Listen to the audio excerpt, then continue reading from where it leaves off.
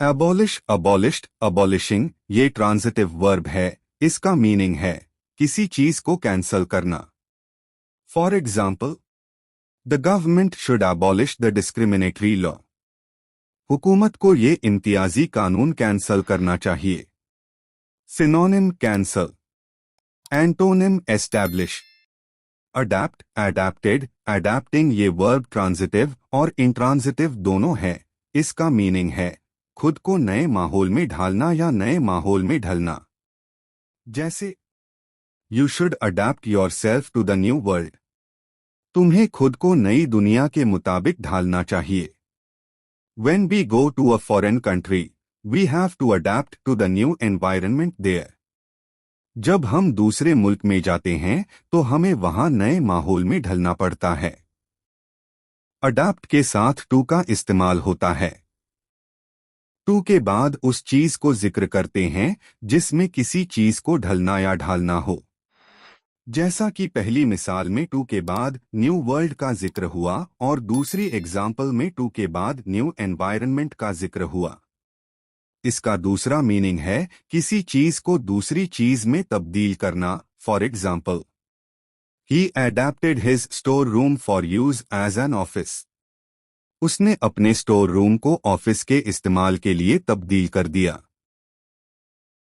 Address, addressed, addressing ये भी transitive verb है। इसका मीनिंग है स्पीच देना, खिताब करना। For example, he is going to address his community on reform of society. वो अपने लोगों से इस्लाहे मुआशरा पर खिताब करने जा रहा है। The PM addressed citizens on government policies. Prime minister ने हुकूमत की पॉलिसीज पे स्पीच दी। एधियर, एधियर्ड, एधियरिंग ये भी एक ट्रांजिटिव वर्ब है। इसके दो मीनिंग हैं किसी कानून या मुआहेदे की पासदारी करना। जैसे we should adhere to Islamic laws. हमें इस्लामी कानून की पासदारी करनी चाहिए। She adhered to her pledge. उसने अपने वादे की पासदारी की। इसका दूसरा मीनिंग है एक चीज का दूसरी चीज में चिपकना। जैसे small particles of iron adhered to the magnet. लोहे के छोटे ज़रात मैग्नेट से चिपक गए। एधियर के साथ टू का इस्तेमाल होता है जैसा कि आप एग्जाम्पल्स में देख सकते हैं। रलिश, रलिश्ड, रलिशिंग ये एक ट्रांजिटिव वर्ब है। इसका मीनिंग है किसी चीज को बहुत ज्यादा एंजॉय करना, किसी चीज से बहुत ज्यादा लुत्फ अंदोज होना। जैसे आई relish टीचिंग इंग्लिश ग्रामर। मैं इंग्लिश ग्रामर पढ़ाने से बहुत लुत्फ अंदोज होता हूँ। Boys relish being with girls. लड़के लड़कियों के साथ रहने में खुशी महसूस करते हैं। She relished homework. वो घर काम से बहुत खुश हुई।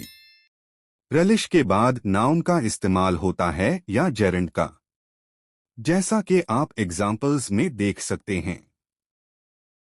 कोविंसाइड, कोविंसाइडेड, कोविंसाइडिंग इसका मीनिंग है दो चीजों का एक ही वक्त में वाक़े होना। जैसे Sarah's marriage coincided with her birthday. Sarah की शादी उसके जन्मदिन के मौके पर हुई। स्क्वेंडर, स्क्वेंडर्ड, स्क्वेंडरिंग ये एक ट्रांजिटिव वर्ब है जिसका मतलब है पैसों को, ज़राए को या अच्छे मौके को लापरवाही से ज़ाय करना। जैसे most people squander their money. ज्यादातर लोग अपनी दौलत को यूं ही ज़ाय करते हैं। You squandered this opportunity of going to Manali. तुक ने मनाली जाने का ये मौका ज़ाय कर दिया। गास्प, गास्प्ड, गास्पिंग ये एक इंट्रांजिटिव वर्ब है। इसका मीनिंग है हैरत जिंदा होकर मुंह खोलना और हल्की सी सांस लेना या दर्द और तकलीफ से हाँपना।